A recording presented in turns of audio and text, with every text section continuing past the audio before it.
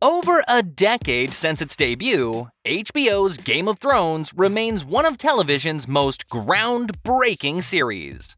Along with it are a handful of books depicting the series in its own continuity. And just as with any book being translated into live action, many changes were made. Cut his throat. Stop. Wait. I've changed my mind. Let him go. Welcome to The Rewind. Today, we'll be covering Game of Thrones, the biggest differences between the books and the HBO series. Before we begin, make sure to give this video a like and hit that subscribe button for good luck. Dracarys.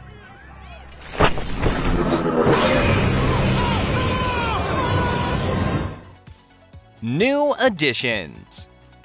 Whether it's new characters or entirely new sequences, these few changes added to the overall Game of Thrones experience in one way or another. Calling this HBO's best edition may be hyperbole, but placing Tywin at Harrenhal alongside Arya when he wasn't present in the books doesn't affect any outcomes. The scenes between the two are some of the most engaging and satisfying of the series, as they allow breathing room and insight into two radically different yet similarly ruthless people. Another new addition was the aging of the cast. This primarily affects the Stark children, who range from 3 years old to 15 in Book 1. Ned and Catelyn are 30-somethings. It makes sense to streamline production with older child actors, and, well, after 8 seasons, it's impossible to imagine different actors playing the adults. I mean, Peter Dinklage, come on. However, this change impacts enough to matter. Part of Ned and Catelyn's tragedy is their youth, and the same goes for Bran, Arya, and Sansa in particular. Their stories are more horrifying for their tender age. Robb, meanwhile, relies upon Catelyn's strategic mind because he lacks expertise in war.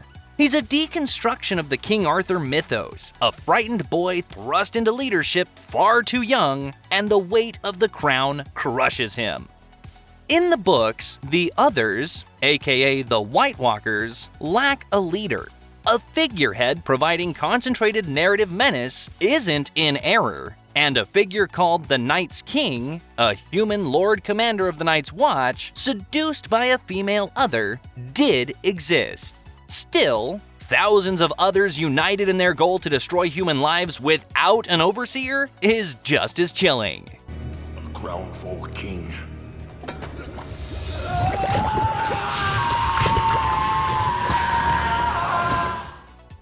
Character motives.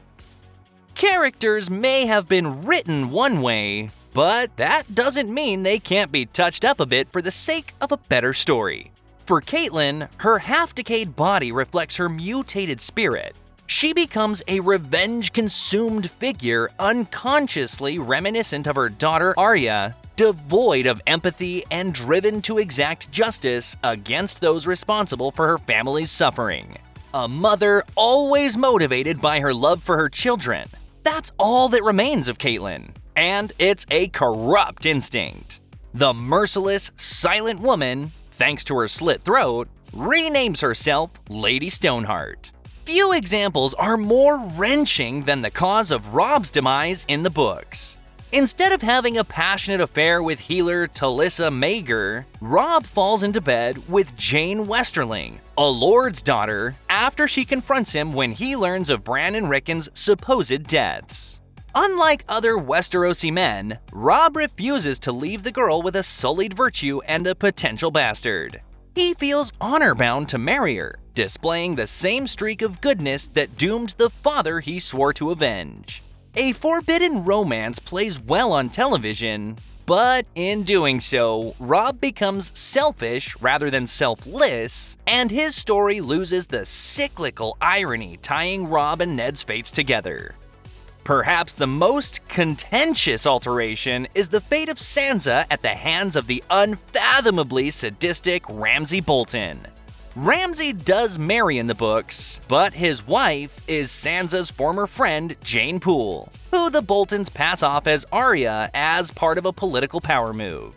As of A Dance with Dragons, Sansa's still in the eyrie with Littlefinger, and her journey to independence is gaining full steam. While the brutality of Sansa's wedding night has defenders, it's yet another example of the show's oft-criticized track record of exploiting women via sexualized violence. I mean, yeah, Sansa is a survivor, but she didn't require additional abuse to grow stronger.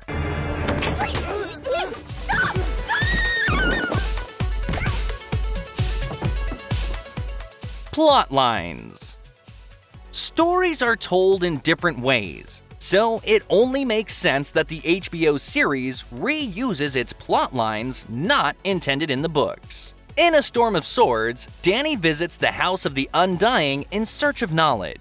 While both depictions of this moment include Dany seeing visions, the book features a multitude of imagery foreshadowing events like the Red Wedding and revealing past tragedies, i.e. her brother Rhaegar's death.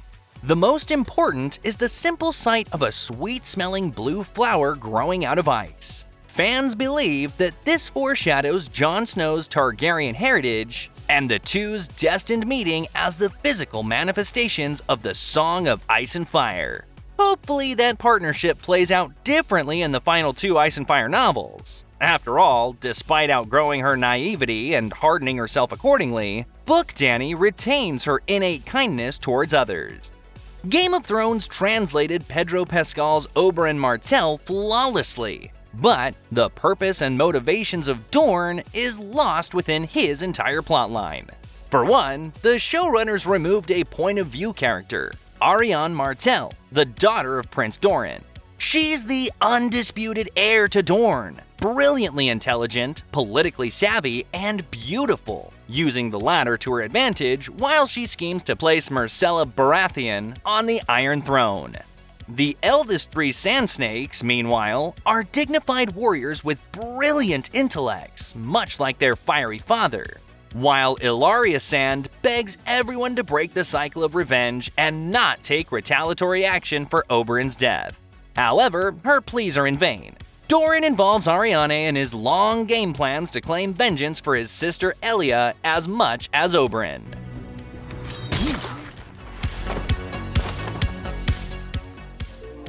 And that's going to conclude our list, folks. What did you think of it? Before you leave, don't forget to give this video a like and leave your thoughts in the comments down below.